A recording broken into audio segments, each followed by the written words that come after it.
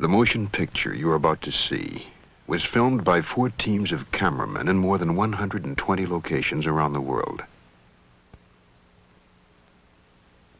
Scientists representing more than 40 museums and research centers took part in the explorations. There are no actors in the film. Every location is real. The facts that will be presented are true. This may be the most startling and controversial film you'll ever see.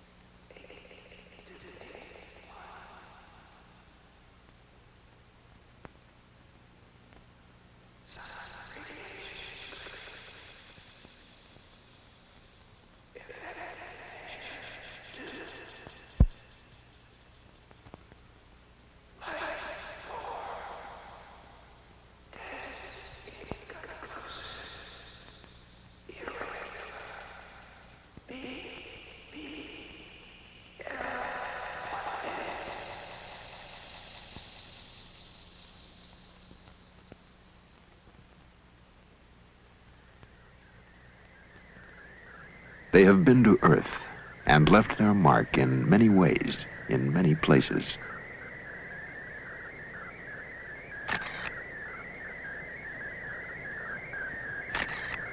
Figures etched on the plain of Nazca tell a story of explorers from outer space. The secret of the story has been learned.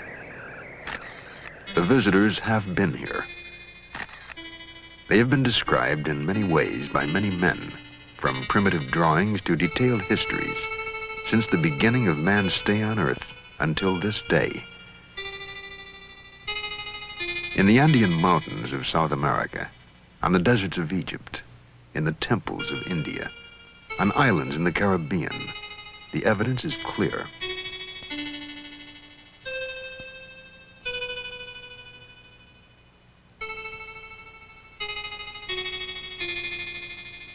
The record of visits dates back more than 500 centuries. The observations of the planet continue even today.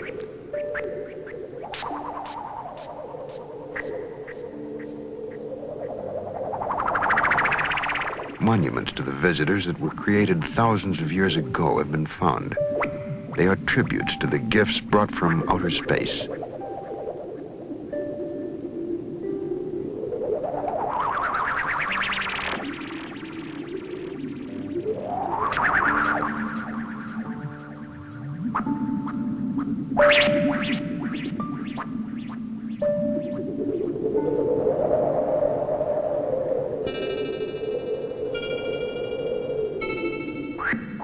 What has been unexplainable can now be explained.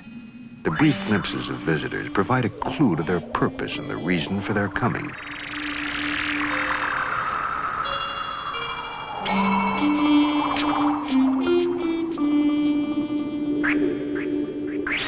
Every law of probability proves that other life exists in the universe. It is now possible to understand how life could have been transported to Earth from some distant planet.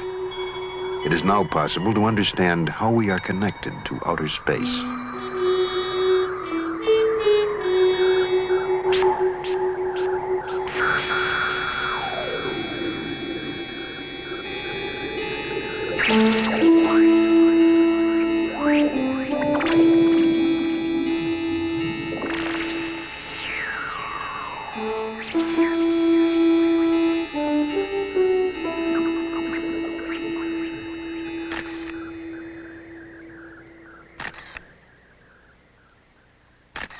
A remarkable prophecy etched in stone predicts the year and the day on which the visitors will return to stay.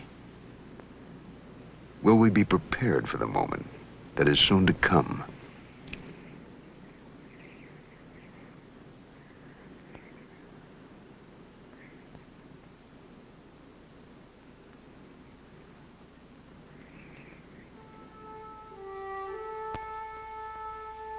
To travel successfully in deep space, man would have to hold the secret of his most precious dream, immortality.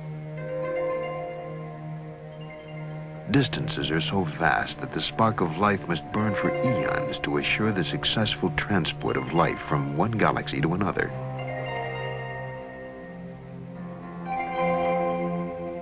In ancient crypts, it is possible to find suggestions that the secret was known, that a process of sustaining life was once available on Earth. X-rays of mummies, thousands of years old, indicate that they were encased at very young ages.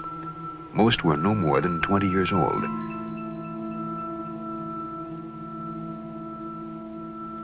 Strangely, the hand of one mummy still shows the traces of a fire that burns brightly in all living things, the Kirlian aura.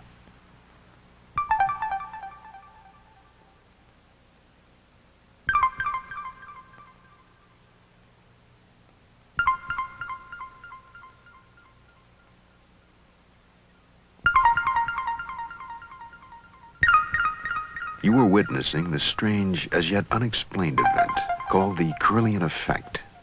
Its presence has been suspected for years. Only recently could the living spark be photographed.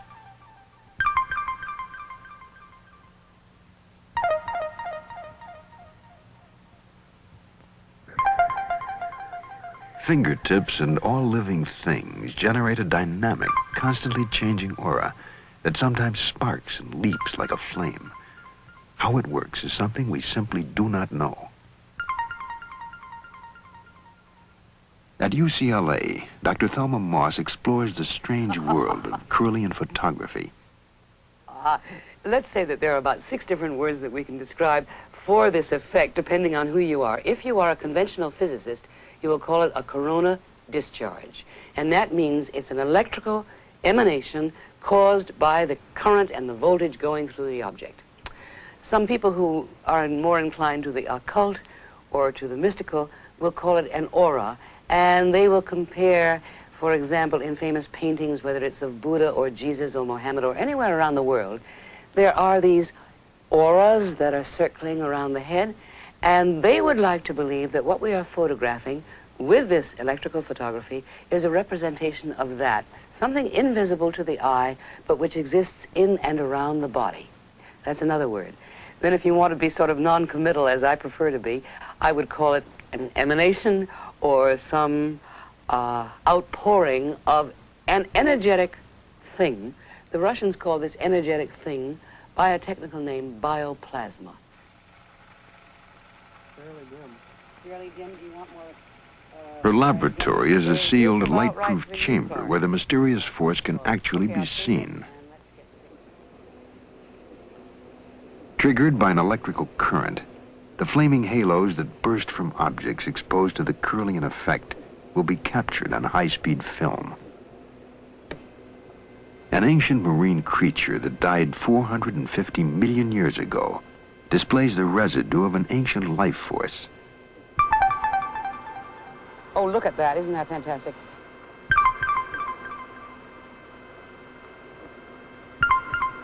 What do you think that was?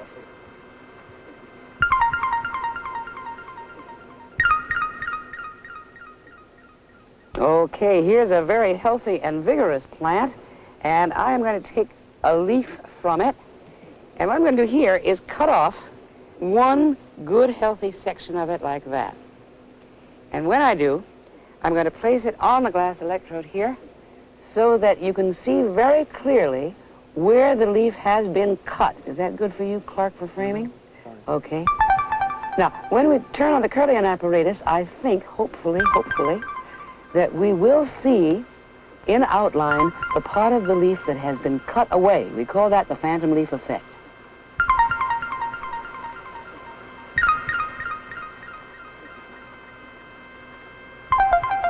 And after a moment, it is there, the aura of the full leaf.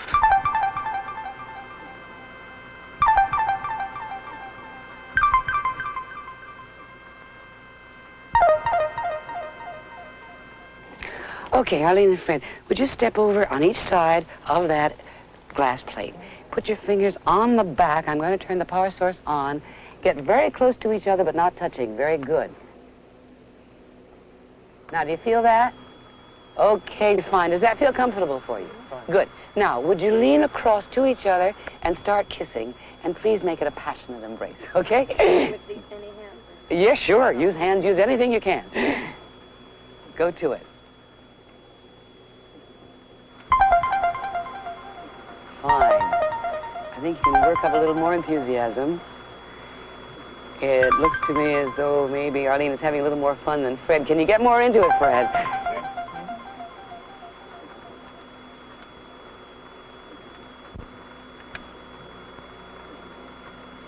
It looks like it's pretty good.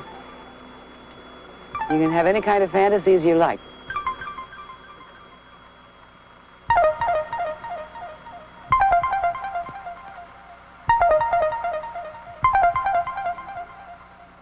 The life force responds to an emotional experience. Okay, that looks just fine. What is it we're looking at in Kirlian photography? And up to this moment in time, nobody knows.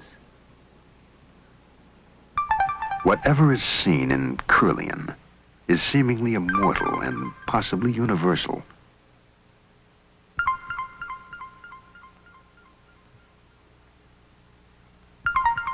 In the mummy's hand, we find a life spark, thousands of years old.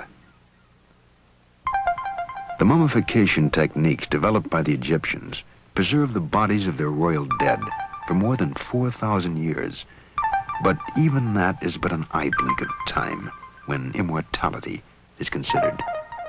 Every so often, a hint that immortality is possible is reluctantly given by nature. Recently, at the bottom of the Earth, an international team of scientists plunged their drills deep beneath the surface of the Antarctic continent. The goal was to probe the geologic history of Antarctica.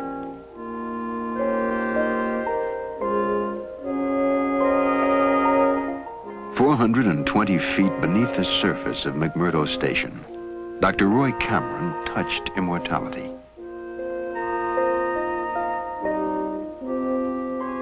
In a pinch of earth from the Antarctic depths, Dr. Cameron has found what is unquestionably the oldest living thing ever to inhabit the Earth.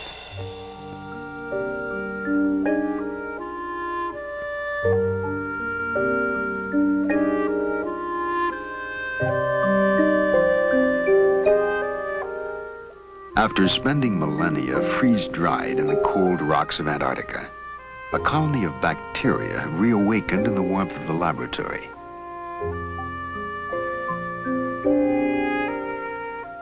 The rocks from which they have come may be as much as 1 million years old.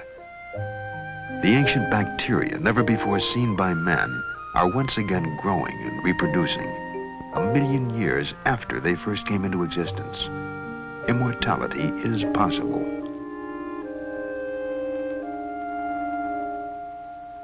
Immortality, or something resembling it, is necessary when we consider the vast distances of space that must be crossed to plant life elsewhere in the cosmos. Somewhere in space there is life, but where? A man counting a number every second of every working day would need a lifetime merely to reach the number 1 billion, a figure which falls 100 times short of the number of stars in our galaxy alone. Somewhere in space, there is a solar system like ours, where life exists. Perhaps it is in the constellation Epsilon Bautes, where a sun is dying, burning itself out. Eons ago, the dying sun would have threatened all life on the second planet of the solar system. Some scientists believe that a space probe was sent from that planet toward the Earth. They believe the probe sent these signals in 1927.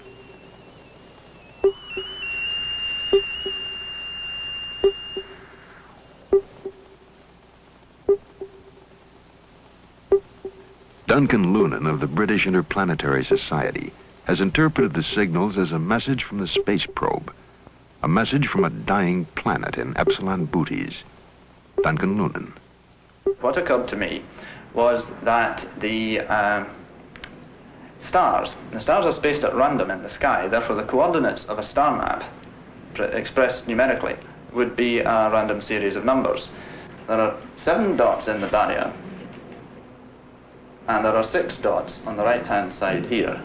And they have quite a marked resemblance, very marked indeed, to the constellation figure of Boötes, the herdsman.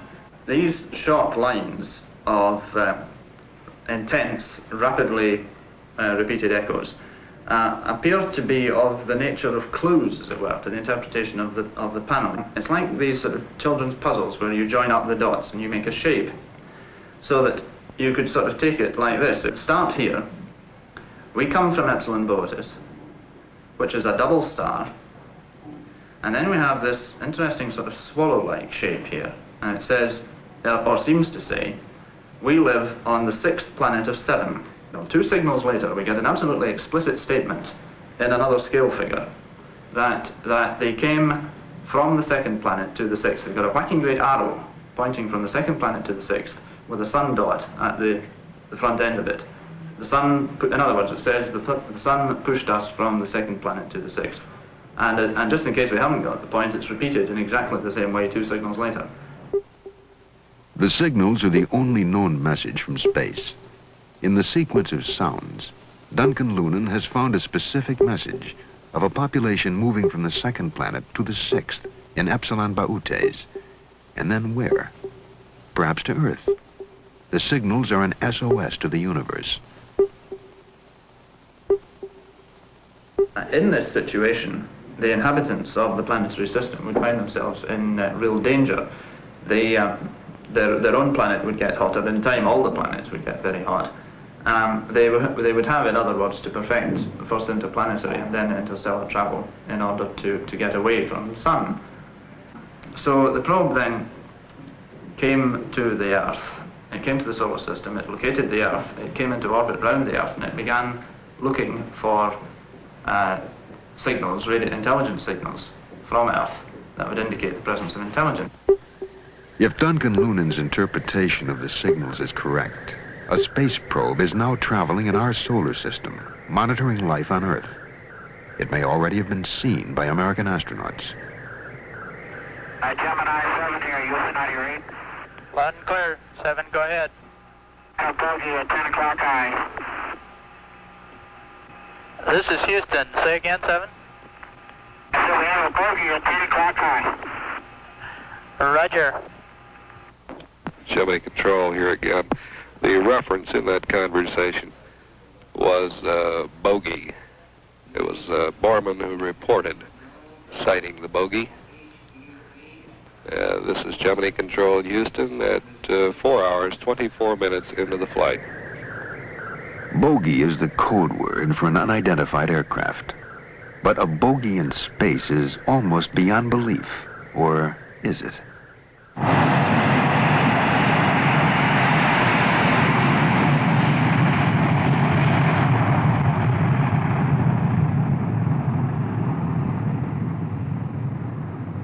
During peak hours, the skies over the United States are filled with as many as 100,000 aircraft.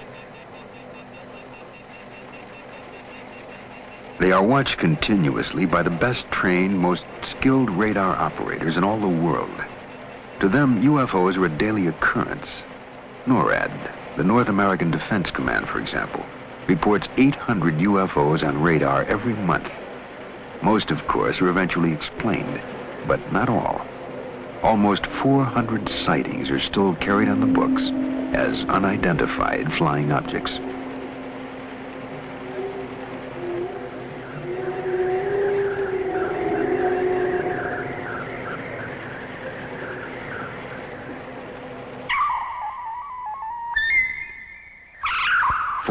Reports of airborne objects which cannot be identified give a clear indication that the Earth is being monitored, watched by a presence from somewhere else in the universe.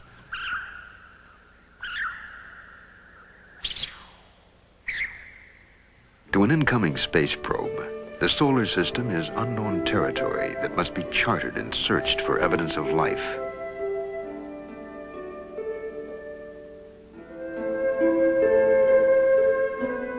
Assume the technology of reaching thousands of miles per second had been accomplished, that the problems of acceleration and deceleration in space had been overcome. A probe would then enter the solar system from its most distant point, past Pluto, 3 billion miles from the sun, and lacking atmosphere, past Neptune and Uranus, too heavily laden with hydrogen and methane to support life. To ring Saturn, awesome, beautiful, protected by a band of asteroids, but with an atmosphere of helium, hydrogen, methane, and ammonia. Verdict, no life.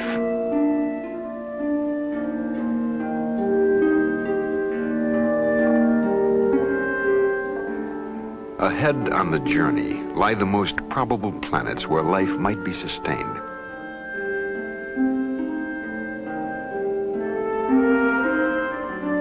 Banded Jupiter. Atmosphere, hydrogen, helium, methane, ammonia. No life.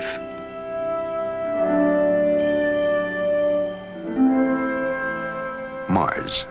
Distance from Sun, 142 million miles. Diameter 4,200 miles. Atmosphere, carbon dioxide, carbon monoxide, argon. Probable life. Mars. Life potential close-up survey. Planetary atmosphere thin. Water present in small quantities. All life forms designated primitive. Existence marginal.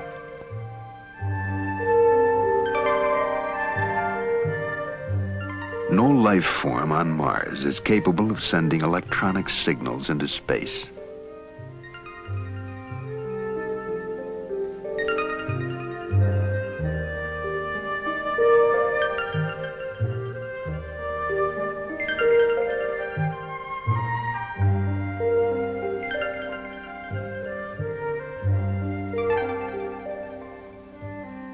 No, if there is intelligent life in this system, it must be on the third planet, the blue world called Earth.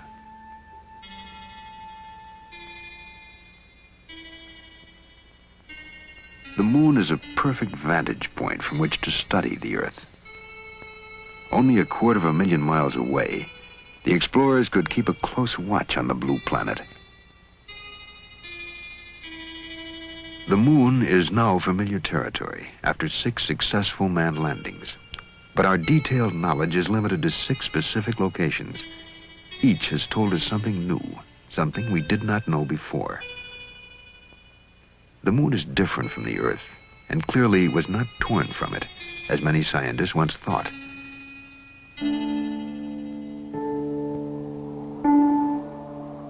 We have found minerals in abundance on the moon, minerals that are extremely rare on Earth, yet they are vital to successful space voyages. Plans to mine them have already been drawn by NASA and private industry. One theory holds that explorers from outer space have already mined the moon, pulling from it such minerals as titanium, a metal essential to space technology.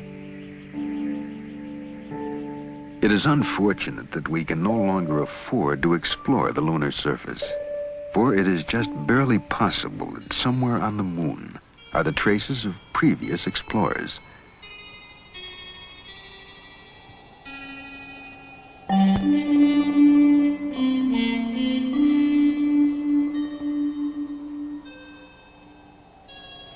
If travelers from outer space were seeking an exploitable planet in our solar system, the moon would become the jumping-off point for their explorations.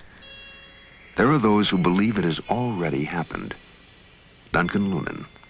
It's possible that in the course of our history in the last 13,000 years that ships from Epsilon Botis have come here, have conducted survey missions, possibly even had some small settlements established here for a time and pulled out again.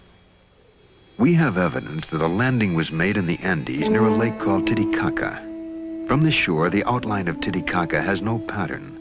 Only when viewed from space does it take on the shape of a jaguar about to pounce. In the ancient language of the region, Titicaca means stone of the jaguar. Was it named by arriving space colonists?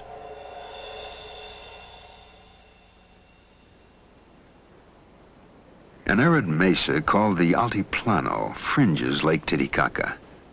On the barren, wind-swept plain, the air is thin and corn does not grow. It is a harsh environment, yet there is reason to believe that here, long ago, Earth Base 1 was established. Earth Base 1, a starting point on a new world, a place to practice such advanced technologies as planetary and biological engineering.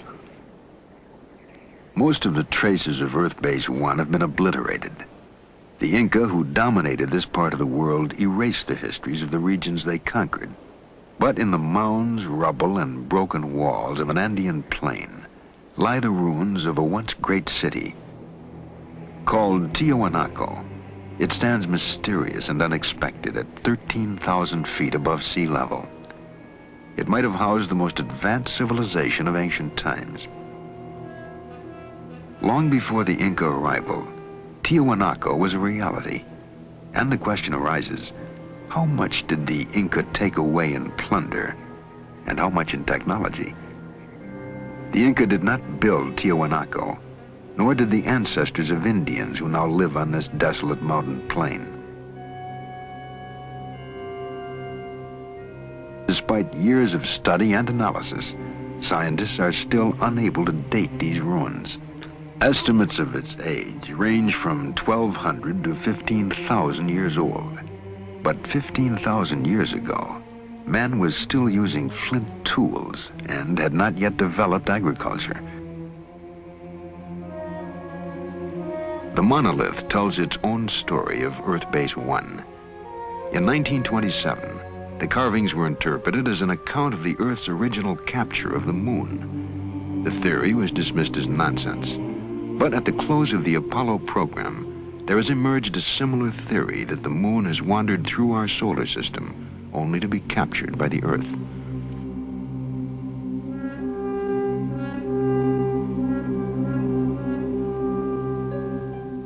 Of all the mysteries at Tiwanaku, none looms quite as large as a monolithic archway called the Gate of the Sun.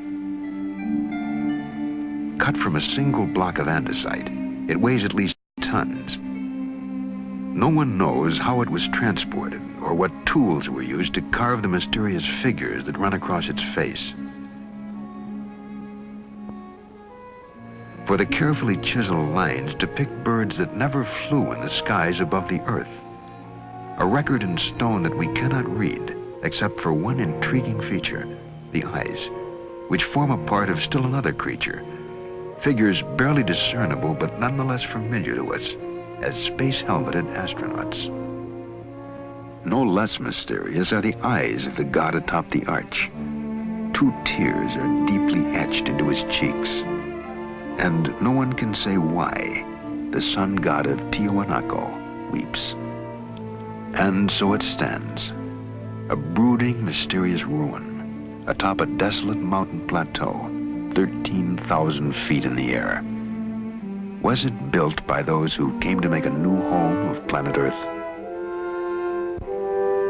300 miles away, on another plain, lie the strange lines of Nazca. From ground level, the lines are very shallow scratches, barely 4 inches deep. Yet they have remained intact for thousands of years. No wind blows across the plain. No rain washes away the marks. Whoever drew the lines knew they would remain. The plain is in effect a giant permanent blackboard, readable only from the air above. It was designed for incoming alien explorers. It may still serve the same function.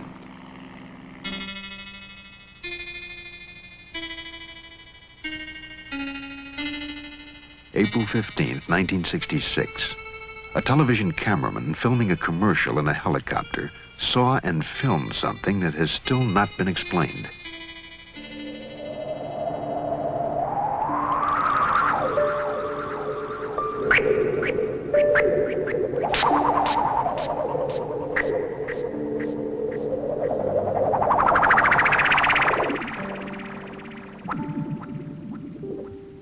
There have been other sightings.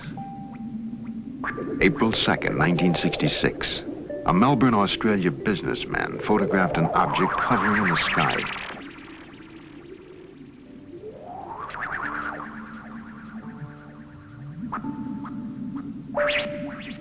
April 18th, 1965. A small metallic object buzzed the ground south of Albuquerque, New Mexico.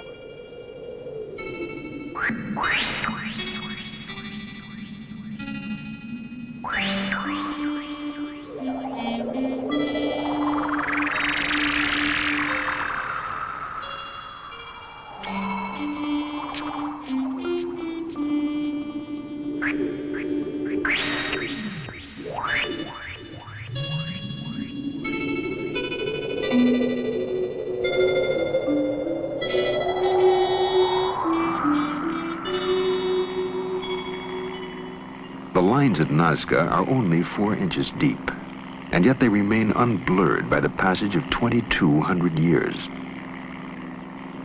Nazca serves as a critical link between Earth and outer space. The lines are a route map pinpointing sites of mystery all over the world.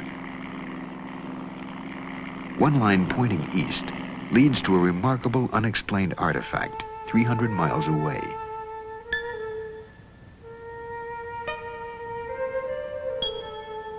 Someone built Sacsayhuaman, a megalithic fortress in the Andes. Who and why is a mystery.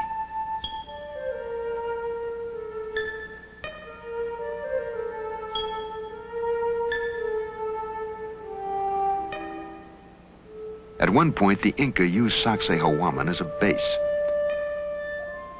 According to legend, Inca kings thrust their fists into the depths of the snake chiseled into the stone. From it, they received a special power. A compass needle thrust into that same snakehead will spin wildly, for the stone is heavily magnetized. How did the Inca, who knew nothing of the forces of electromagnetism, select this one stone of all the thousands of others that composed their fortress as the magic stone of the snake? We do not know, but one thing is certain. With that special power, their empire spread from the Pacific coast to the Amazon jungle.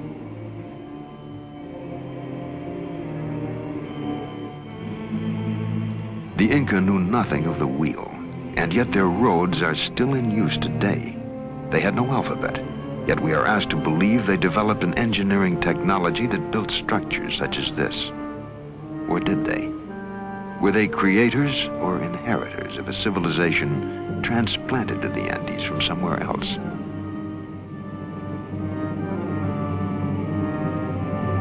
Sacsayhuaman is built of enormous blocks of stone, cut and beveled to fit together with micrometer accuracy.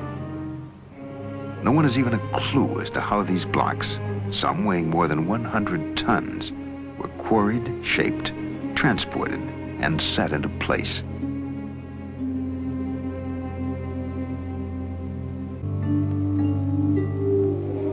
35 feet underwater and 1,000 yards off the northern shore of the island of Bimini in the Caribbean, there is another wall.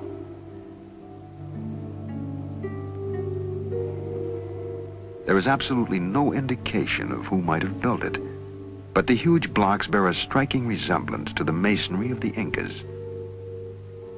Some scientists claim it is a natural formation and not a wall at all.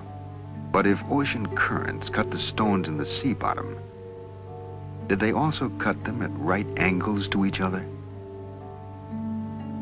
The Bimini Wall is but one of many mysteries in the Caribbean region, known as the Bermuda Triangle. Here, ships and planes vanish under circumstances that defy all logical explanation.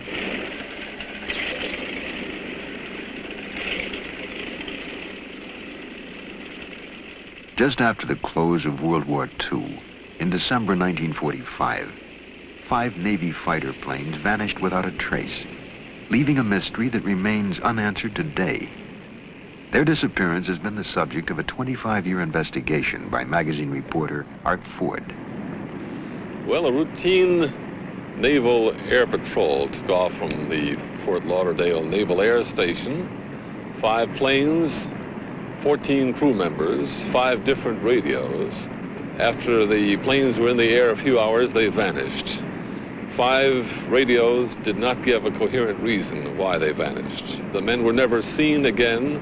No wreckage of the planes was ever found. There was no radio contact after they were lost. A search plane went up after them with 13 men aboard, with every bit of equipment necessary to find them. It vanished within 7 minutes. Particularly significant in the case of the missing planes was the radio transmission report that remains in the record in the archives in Washington. Lieutenant Robert F. Cox was flying out to try to find Flight 19. He said on the radio, "What is your present altitude? I will fly south to meet you." And Taylor, who commanded Flight 19, replied, "Don't come after me." He was warning his fellow flyers who were trying to rescue the plane, which they thought was lost, and he said, "They look like they're from outer space. Don't come after me."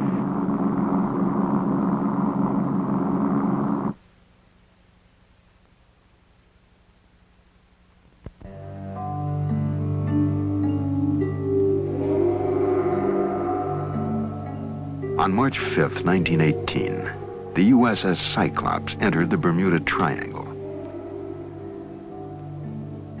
A coal-carrying cargo ship, she had a crew of 309 officers and men. The British liner Vestris reported that she'd heard a radio signal from the Cyclops, indicating weather fair and clear.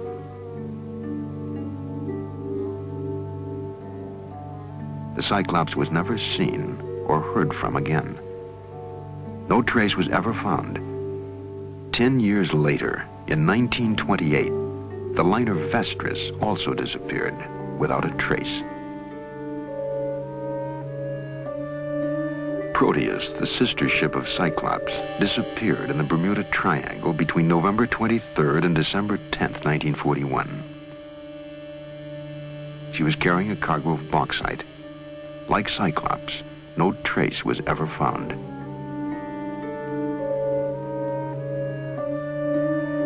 January 8th, 1962, an Air Force KB-50 air tanker disappeared in clear weather.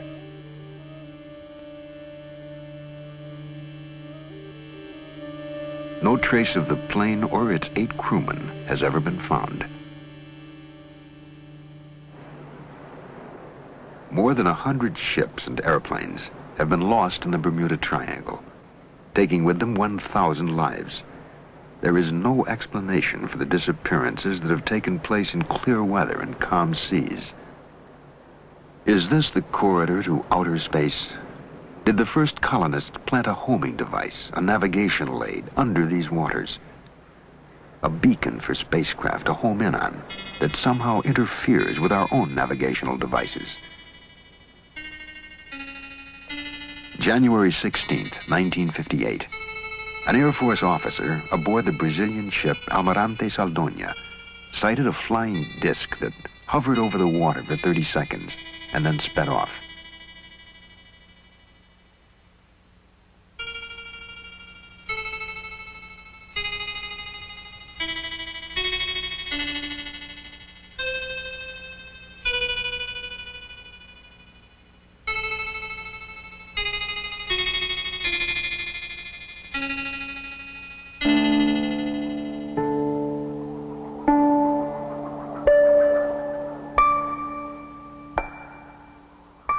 January 13th, 1967.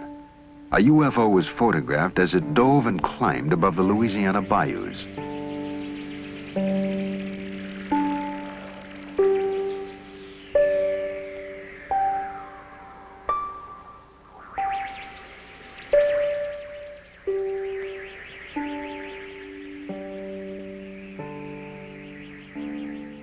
Were these and other UFOs homing in on the Triangle Beacon? Is this a marker signaling arrival at the mysterious Tropic of Cancer?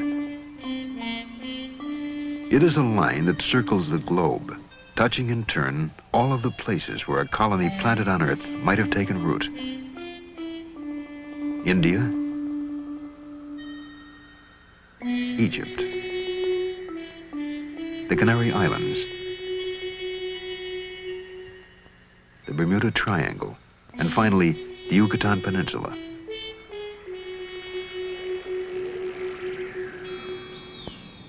The deep jungles of Central America make an ideal hiding place for a colony cut off from its home planet.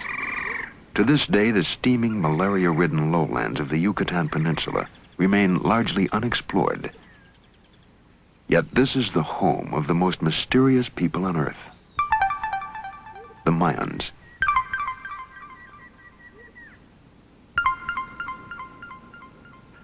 We are asked to believe that the Mayans were simple farmers, but no logical reason exists for them to have planted crops on the most difficult of all land.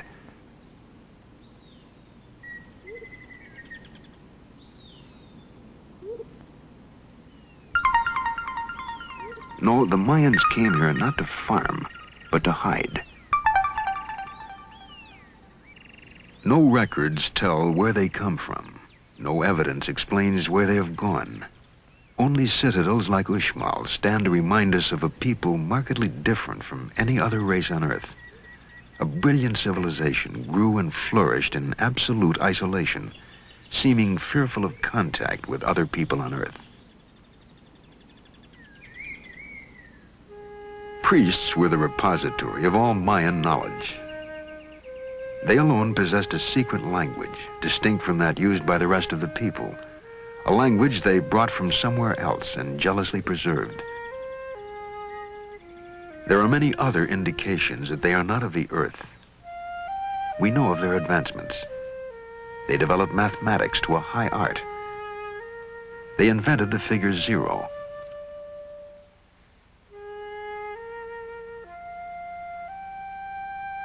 They developed a calendar so exact, our modern astronomical devices have improved upon it by only 17 seconds out of an entire year.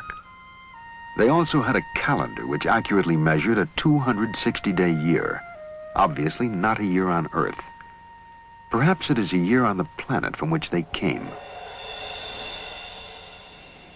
Mayan pyramids may have been the first in the world, the models for all the great pyramids. And here, too, we find connection to outer space. The very shape of the pyramid gives a clue to the secret of immortality.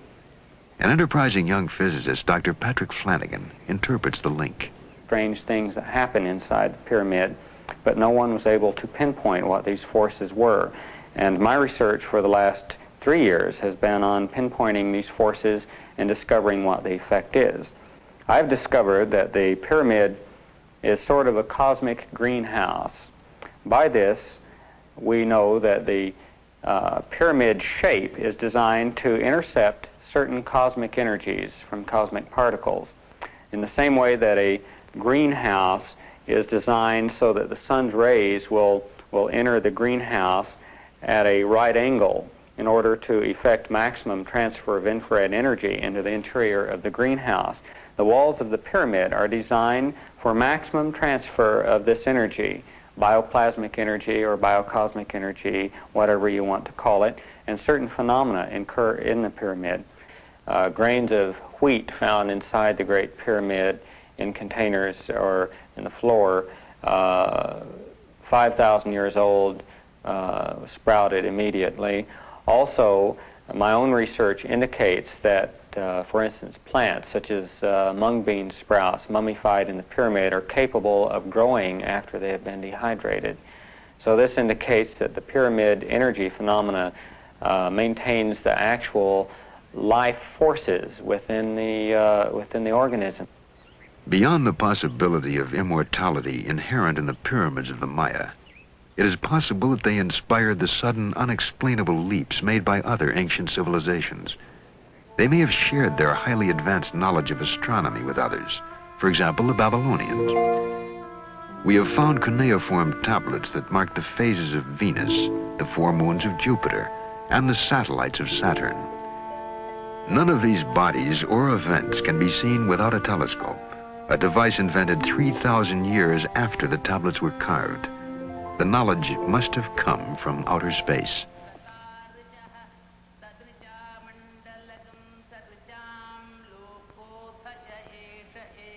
Throughout the world, there are references to interplanetary travel. To some scholars, the world's oldest source of wisdom is in India. This chant is part of a spoken encyclopedia called the Veda. It is at least 5,000 years old and may represent the oldest body of technical knowledge known to man. The references to space travel are direct. Clear descriptions are given of the craft that was used and the method of propulsion. The Veda, committed to paper 400 years ago, is still the target of intensive research by scholars such as Padmasri Sivaramamurthy, the director of the National Museum of India. In ancient India, as all over the world, they had a desire to travel in the sky. We have the aerial car of the god of light Surya mentioned in the Rig Veda itself. We have also the Pushpaka Vimana, the wonderful aeroplane that could carry any number, mentioned in the Ramayana. A real aerial car managed by an engine. The rishis could transport themselves to any planet that they wanted because of their siddhi. A force known as Sidli might also have been called pyramid energy. Using this force, the ancients could transport themselves anywhere on Earth, into the skies, and finally to other planets. And did the Mayans use it to link together their cities? If the tales and images of space travel were limited to India, they could be dismissed as the product of overworked imaginations. But how then could we account for primitive drawings in the rocks of Indio County, California?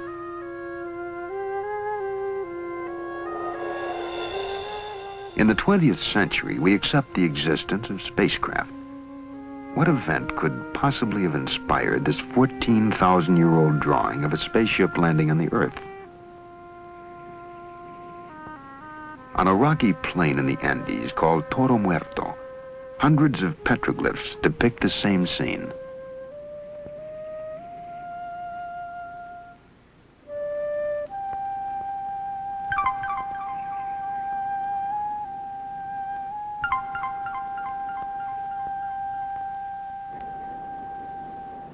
We find evidence of past visits from space in many parts of the world. The 2,200-year-old Dead Sea Scrolls found in the caves of Qumran bring us closer to the original Bible than any other source and contain clear references to the Holy Ones descending from the heavens. While biblical scholars study the scrolls for their theological implications, other scientists have looked to the Bible for evidence of extraterrestrial visits. An aerospace engineer at NASA's Marshall Space Flight Center, Joseph Blumrich, has found in the visions of Ezekiel a technical description of a spaceship. The prophet Ezekiel describes 4 encounters with spaceships. At first he saw clouds, fire, and he heard noise coming out from the sky out of the north. And as the vehicle approached, apparently it came rather quite in his direction, he observed what he calls living creatures. What Ezekiel calls the living creatures had straight legs and round feet, or calf's feet sometimes they're called. And it was the description of these landing legs that made me take the book of Ezekiel serious from an engineering point of view. I have had the opportunity about 10 years ago to work with my group in my office for the development of such a landing gear for an unmanned lunar landing station. For that hypothetical vehicle, we developed the landing gear and what we call the footpad, and what Ezekiel would call the round feet.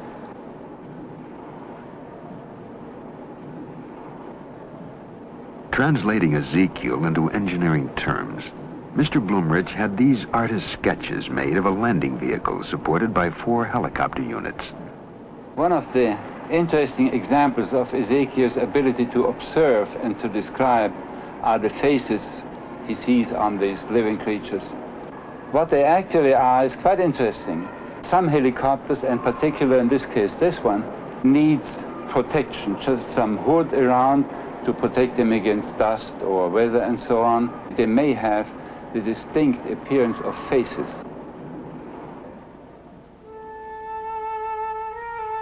The faces found in the metalwork of spacecraft may have been the figures reported by Ezekiel. The biblical tale is hardly an isolated example. Are ancient figures with spacesuit-like costumes the record of beings actually encountered? And where do the Indians of Colombia find models for these golden helmeted figures sculpted more than 1,000 years ago?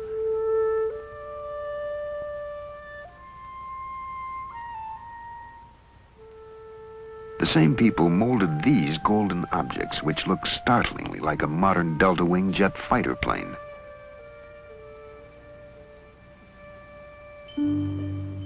Could flight have played a role in the construction of this rocky fortress in Peru? Called Ollantaytambo, it spans a pass through the mountains that link the jungle with the sea. The Inca builders were accomplished stonemasons who built a chain of fortresses across the Andes.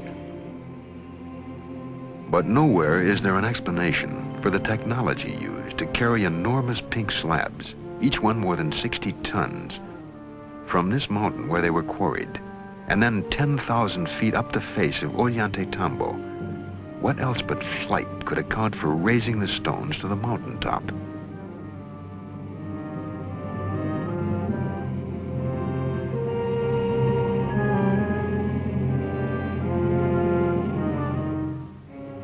An iron pillar was forged 1,700 years ago in India. It confounds the laws of metallurgy. Too large to have been forged in one piece so long ago, it is rust-free after 1,700 years. The bead is turquoise, another extremely hard gemstone. It is 1,700 years old and was probably part of a necklace or bracelet. The hole in each bead has a diameter of 0.19 millimeters. Even today, we can barely drill holes that small. The strangely knotted strings are called quipu. No one today can read them. But when the Spaniards first came to Peru, the Inca kings would call upon their rememberers who would consult the quipu and account for every kernel of corn and man, woman, and child in the empire. But the quipu were more than a numerical accounting system, for with it an accomplished rememberer could call forth epic poems, historical dates, and events. The knots show how the decimal system was used in the quipu, but added to them were colored threads that offered subtle nuances and shades of meaning that are forever lost to us. So sophisticated was the quipu, however, that some investigators believe it was the Inca version of a computer punch card.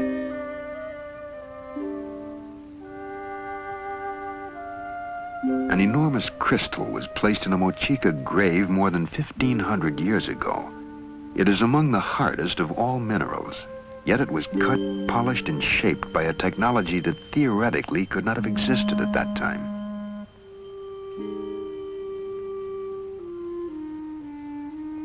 Other hands carved this skull. The British Museum calls it 15th century Aztec. But why would the Aztecs, who never created naturalistic art, suddenly render in crystal a skull?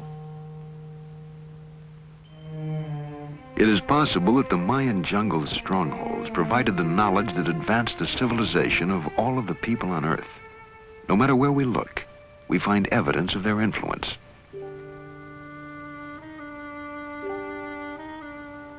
How else can we explain a 700-year-old transplant of a rust-free iron tooth? Found in a Peruvian grave, it seemingly is as functional as any modern dental prosthesis. Other graves yield the suggestion that the ancient Peruvians were accomplished neurosurgeons. At the Cuzco Archaeological Museum, Dr. Fernando Caballesas, professor of neurosurgery at the University of San Marco, demonstrates. These skulls here are just a very small sample of the tremendous amount of skulls that were found in the graves of the ancient Peruvians. I think that all in all, we have studied more than 10,000 skulls that have been unearthed. Now, these are some of the instruments that they used. This is called the tumi knife, which was used this way just to open the scalp. This cannot be used in the bone. They used to open the bone bronze instruments like this, just to pry up the bone, like here, prying up the bone. There are some other odd instruments like this, just to make these indentations. And there are at least two dozen different other instruments that were used also. This one here is a very interesting specimen. It shows a very persistent surgeon. You find here that this man suffered 4 operations, and he survived every one of them. Either it was a very sick man or a very persistent individual who operated on them. But he was a very good technician, because after all, these areas, especially these 2 openings, are right over very, very dangerous sites that even right now, with all the techniques that we use now, we would just be very much afraid of operating in these sites. And this man really survived these operations. In Calca, near here, near Cusco, where about, I would say, 85% of these skulls show healed trephanations. 85% of survivals from skull operations is a pretty good and excellent result. At the Yerkes Regional Primate Center, scientists implant monkeys with electrodes. The experiment stimulates the brain with radio waves and thereby controls behavior. Are today's scientists seeking knowledge already gained by similar experiments performed centuries ago?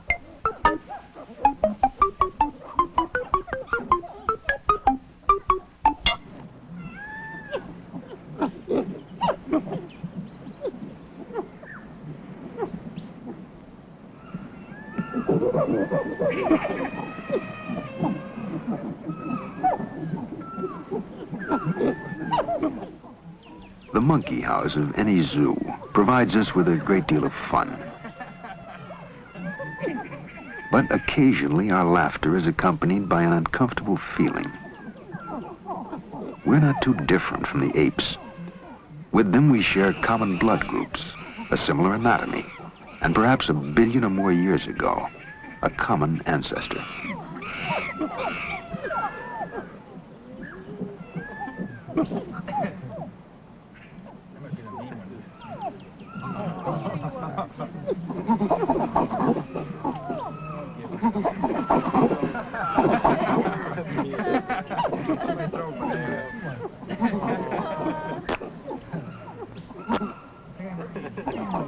Over here, throw it here. Come here, monkey, over this way. There you go.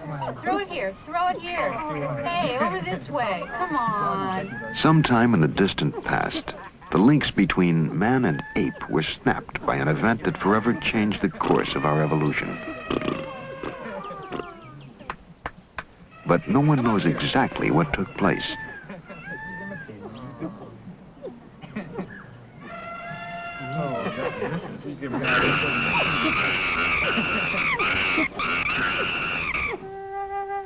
For thousands of years, Neanderthal was the most advanced primate on Earth and a logical ancestor of man. But Neanderthal suddenly disappeared 35,000 years ago, and now a new creature appeared, Cro-Magnon. Suddenly, he began to walk the Earth. We are his descendants, and it is possible that he arrived from outer space.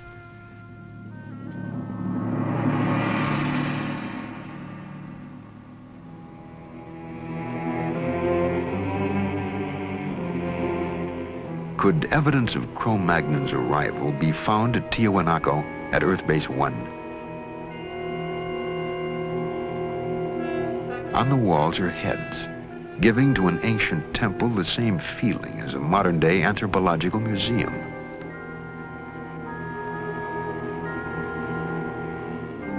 The faces show a bewildering variety of shapes and expressions. Some are familiar, others alien, a range that covers the racial spectrum of man. Are these, then, experimental designs for man?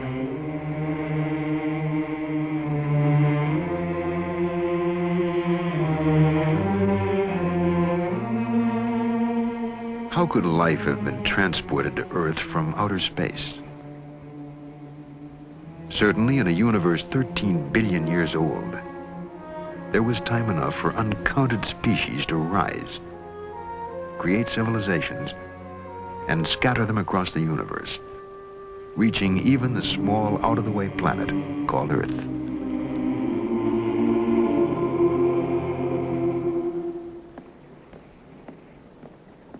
Dr. Leslie Orgel is a biologist at the Salk Institute in California. He and Nobel Prize winner Sir Francis Crick developed the theory of directed panspermia, the idea that life on Earth was sent here by a superior civilization. Dr. Orgel. In the 19th century, there were two theories about how life could have got to the Earth from outside. One theory, which was due to Lord Kelvin in England, said that life arrived as a spore carried on a meteorite. And the other theory, which was popularized by Arrhenius in Sweden, suggested that a spore could have been blown directly from a planet on another solar system all the way to the Earth. Now, in the last 10 or 20 years, it's become more and more clear that these theories just won't work, that a spore coming from outer space would be destroyed by radiation long before it got here, and a meteorite probably could never escape from another solar system. Now, directed panspermia is a sort of last attempt to resurrect the theory that life could have come here from elsewhere, and the notion is that maybe life was deliberately sent here by a technological society on some other planet, probably in our own galaxy.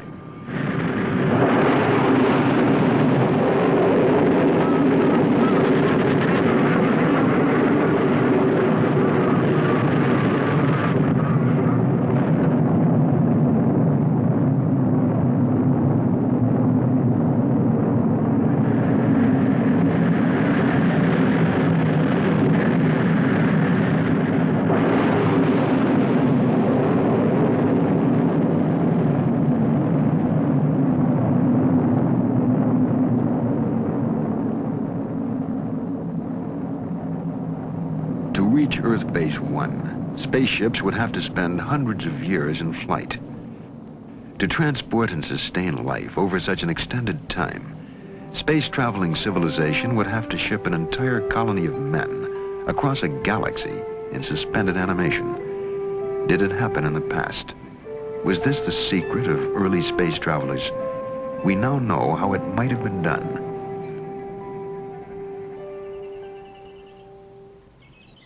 The method is called interspecies embryo transplantation. It was developed here at the Worcester Foundation for Experimental Biology by Dr. M.C. Chang. In 1952, Dr. Chang took a number of fertilized eggs from the womb of a rabbit and carried them to England. There, the eggs were implanted in the womb of another rabbit, where they came to term. The offspring, in turn, became pregnant. Their fertilized eggs were then taken from England and implanted in the Worcester rabbits. The Worcester colony is now composed of the descendants of that first embryo implantation. Something just like this, then put into the test tube. So I put those rabbit's egg into those tubes and put into a flask and bring back, then transplant those. By reaching into the heart of the cell, scientists are challenging our traditional concepts of life and morality. Yet, faced with the threat of extinction, a species capable of finding its salvation in an advanced biotechnology would surely seize the opportunity. I think it's possible to transport human eggs from one planet to another planet. Our own biotechnology has made of the rabbit a container in which entire herds of cattle, flocks of sheep, and other animals are shipped around the world. At the Wayne State Medical Center in Detroit, Dr. E.S.E. Hoffes has just received a rabbit from South America. It carries embryonic additions to his colony of research monkeys.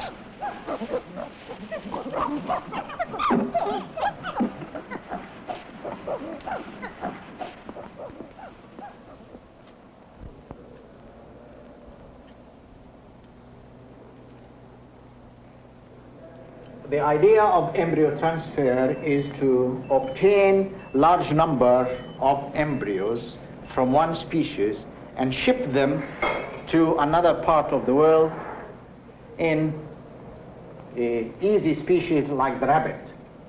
Now, we have a rabbit here,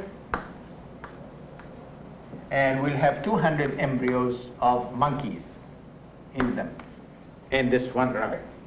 The first step of this is how to collect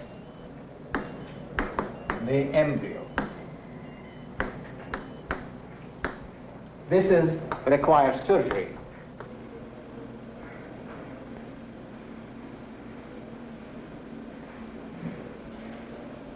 It's going in the lumen, which is very good. It's a very good style.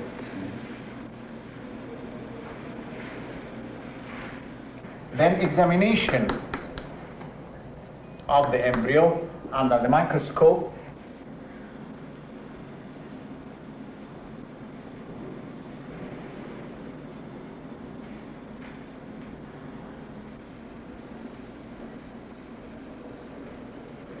Then the transfer of the embryo into another species. And then we will go to the monkey and transplant the monkey embryos that were put in the rabbit into this monkey. I don't like to put any air bubbles inside at all, so just we'll...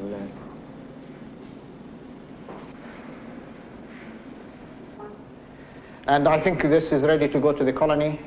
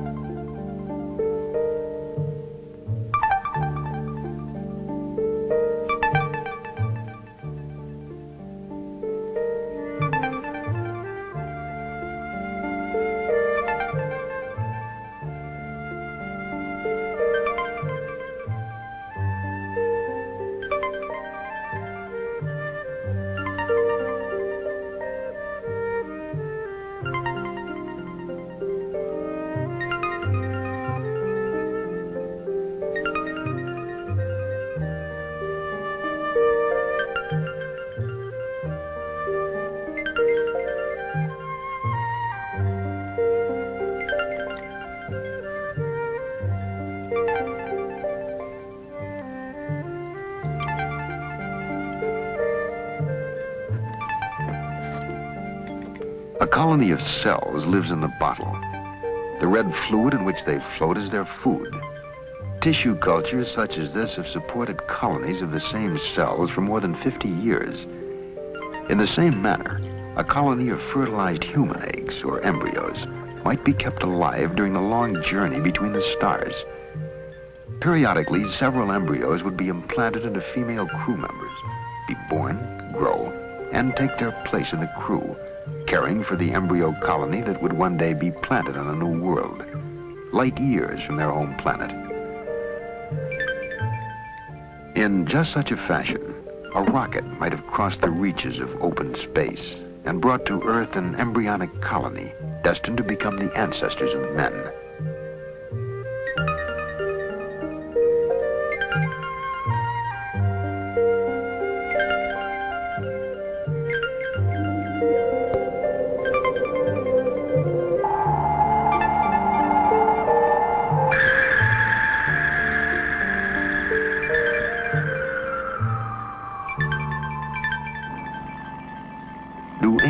drawings commemorate the arrival of life on Earth. All over the world, men have cut, shaped, and gouged the Earth to create images that could only be seen from the heavens. The more we understand the progress of modern science, the more we must re-examine the accomplishments of the past.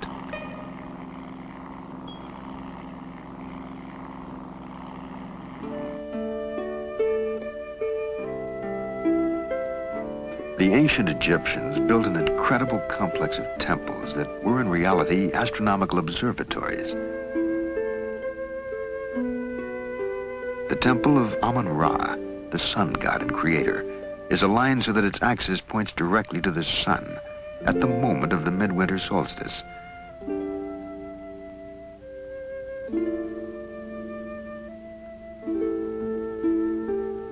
The temples of Mut and Khonsu, the consort of Ra, form an axis that points to the crescent moon that rises the day after the summer solstice.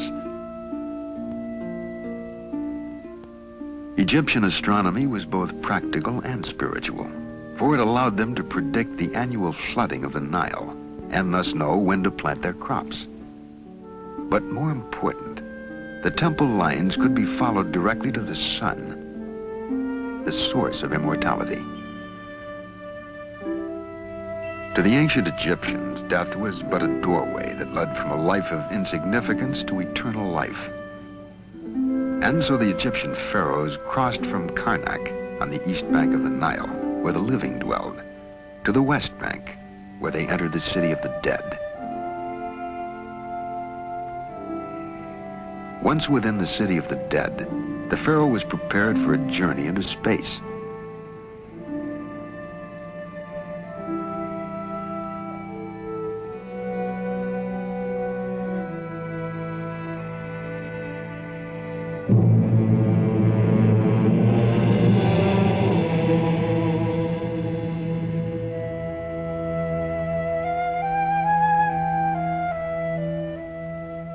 In the light of present-day knowledge, the ancient Egyptian art of mummification seems an echo of modern-day preparations for space travel.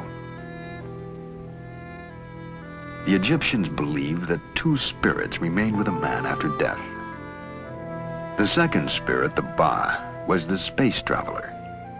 Each night, the Ba left the body and traveled with the sun through space until it returned to light the world again. To the ancient Egyptians, the Ka and the Ba were not abstract disembodied ghosts, but real entities, and they required a place in which to dwell for all eternity.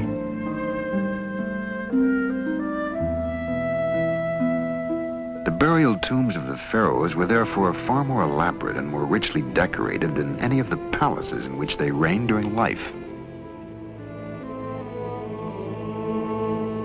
The death rites of the Egyptians may well have been imitations of an event they had been told of or witnessed, the preparations for a real voyage into space.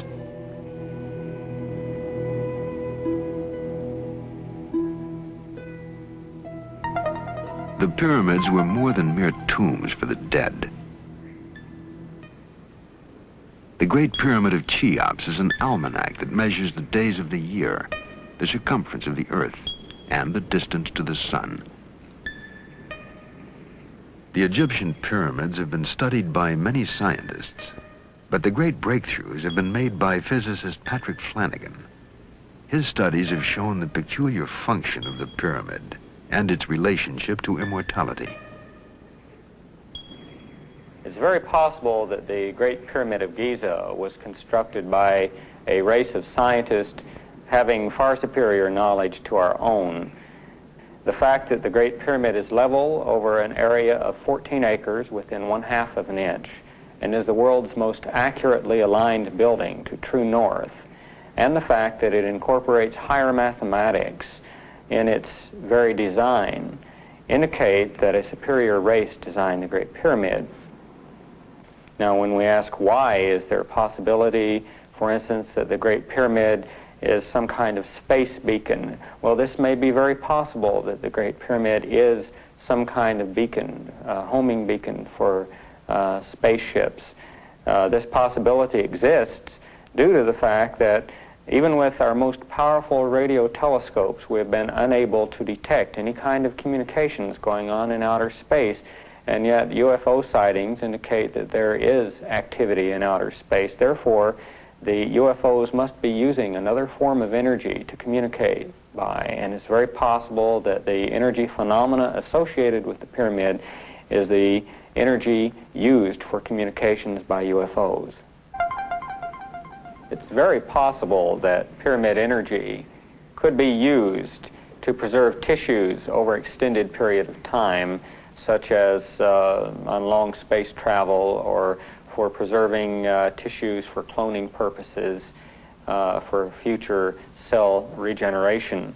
The pyramid's phenomenal ability, or the pyramid energy ability to mummify food so completely with no destruction of the tissue, indicates that it would be a very valuable natural source of preservative energy for cloning purposes, or for preserving anything, any cell structures, for an extended period of time. And so for thousands of years, the mummified body tissues of the pharaohs rested near the pyramids, along with an exact record of every day spent on Earth. Detailed diaries. Why? Had Egyptian priests been told that reincarnation of a body was possible if its cells were preserved? The diary would then serve as a coded memory for a new body. Immortality would then depend on the pyramid shape, a form whose beginnings are seen at Earth Base 1. At Tiahuanaco, Earth Base 1, a mound of dirt covers the foundation of an enormous pyramid, more than 15,000 years old. At virtually every site of ancient mysteries, a pyramid can be found. In Teotihuacan, a Mayan stronghold, there stands another perfectly aligned pyramid.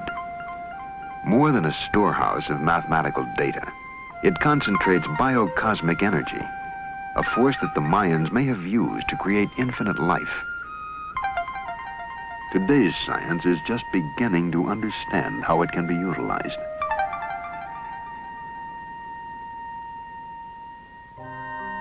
The hope of immortality is contained in a genetic message stored in the nucleus of the cell.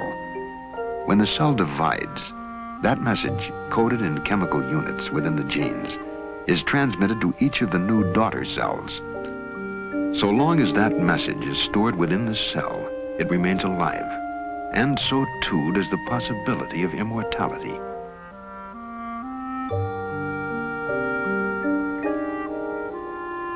In the life cycle of the axolotl, a prehistoric-seeming creature named for the Aztec god of death and resurrection, scientists have found a form of immortality. At the University of Indiana, Dr. Janice Brothers uses the cells of one axolotl to create others, exact duplicates that are in every respect identical to the cell donors. The process is called cloning, and it makes theoretically possible the creation of an army of identical creatures with exactly the same physical and genetic features and capabilities. Eggs are collected from a white axolotl. If fertilized normally, the eggs would divide into a number of new, different axolotls, sharing as their one common trait, the white skin color. But these eggs are destined to serve only as carriers, mere biological putty containing no genetic message of their own. The egg nucleus is destroyed. It can no longer be fertilized and develop in the normal manner. It can no longer provide any genetic instructions to the individual that will develop from it.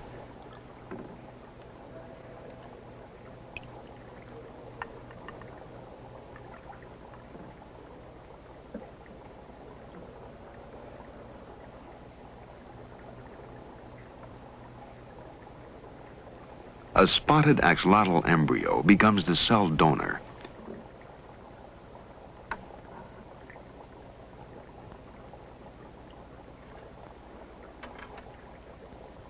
Carefully, the nucleus of a single cell that carries the genetic information is teased free and pulled into the pipette.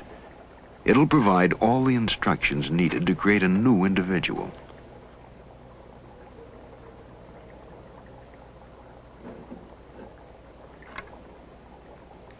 The nucleus is inserted into the unfertilized egg.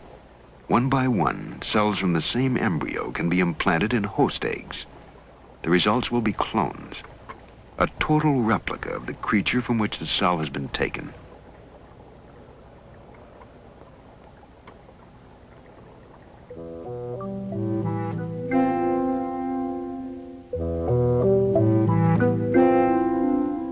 Each of the eggs carries the same genetic instructions and will develop into carbon copies of each other, clones of identical axolotls.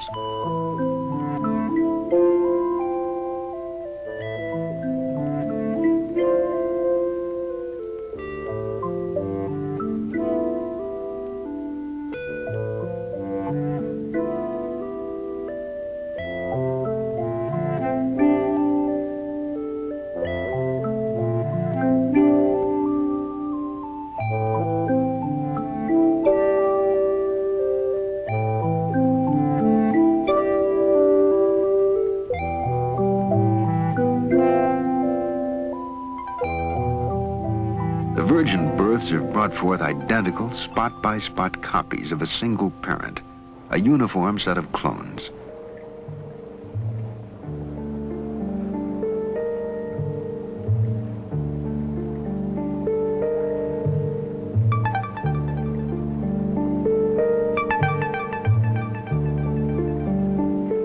Full-grown, each axolotl looms like the prehistoric monsters that roamed the earth during the age of the dinosaurs. But these creatures are so far removed from that time as to be of another world, for they are clones, exact copies of each other.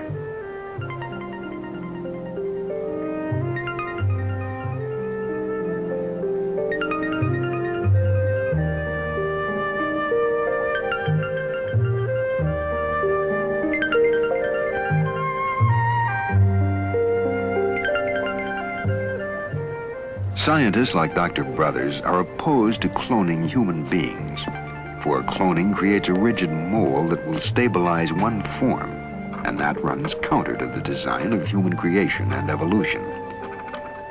For only in our genetic variety have we gained the traits needed to survive the changes in the earthly environment, and perhaps also those we shall find on the alien unknown worlds of space.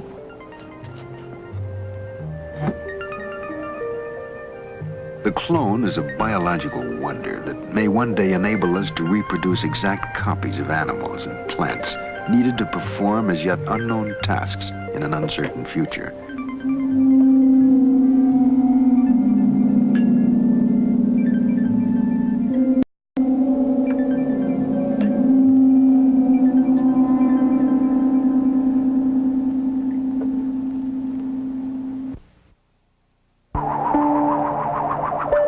The evidence is sometimes dim, often subject to different interpretations, but somehow the idea persists.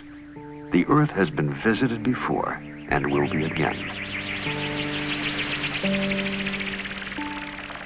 The question remains, how will we communicate with the visitors?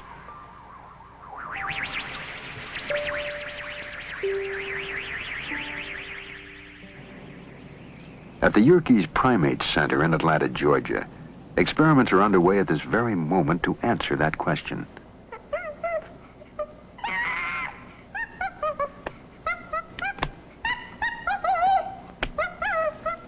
This is Lana.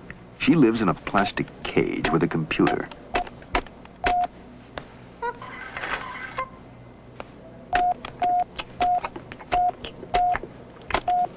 Lana can tell the computer to provide her with food and drink.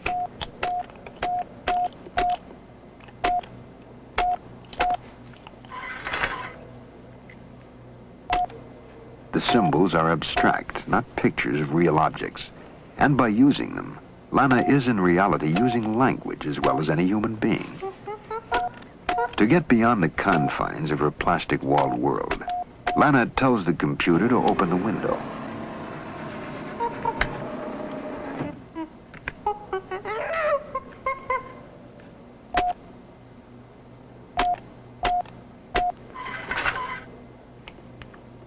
She orders the computer to display motion pictures and slides for her own amusement. But more important, Lana can use the computer to talk to the scientists and technicians at Yerkes. One of Lana's favorite conversation partners is Tim Gill.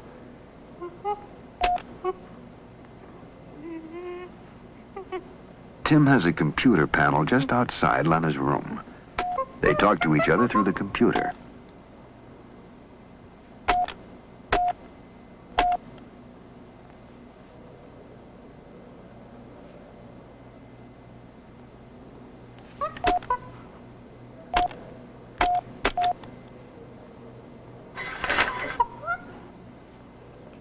The language they share is not chimp chirping or English, but a language of symbols called Yerkish. It was designed by Dr. Ernst von Klauserfeld. You have a breakdown of it here, a partial breakdown for all the requests that Lana can use. Please is a marker that tells that what is coming is going to be a request. Machine and Tim are two active agents. In the case of machine, there are two activities, giving and making. Giving has a number of objects. One of them would be piece of apple. It could also be piece of banana. If the machine is making something, it can't make a piece of apple. It can't make a piece of banana or an M&M. It can only make a slide, or it can make the window open.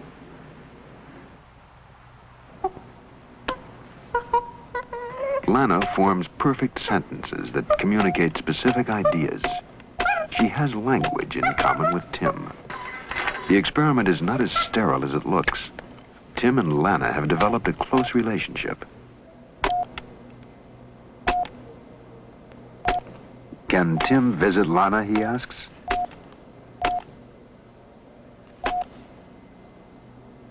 Yes.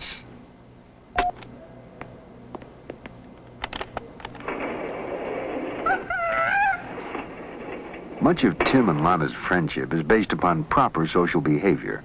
Proper, that is, in chimpanzee society. And so Tim asks, can Tim groom Lana?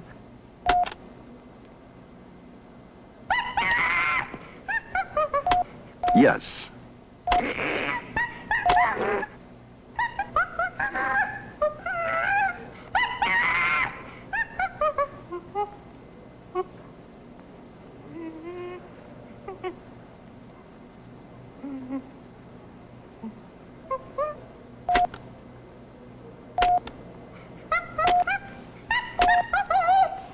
Will Lana groom Tim?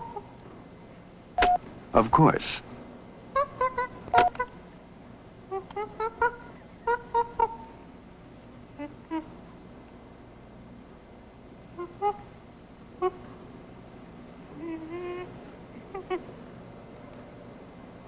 It's not yet Planet of the Apes, but Lana has demonstrated the ability to utilize man's most sophisticated tool, the computer, and his most important intellectual attainment, language. We can learn a great deal from this experiment, for anyone reaching the Earth from the deep recesses of space may occupy about the same position on the intelligence scale relative to us as we do in relation to Lana. But it also means that we have found at least one means of communicating with a totally alien species.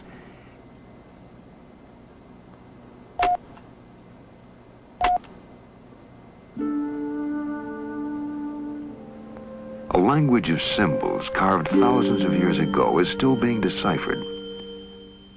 We know the Mayans left a calendar, one that stretches back more than 90 million years, long before civilized man roamed the Earth, and forward in time to a day that will mark the close of a crucial cycle.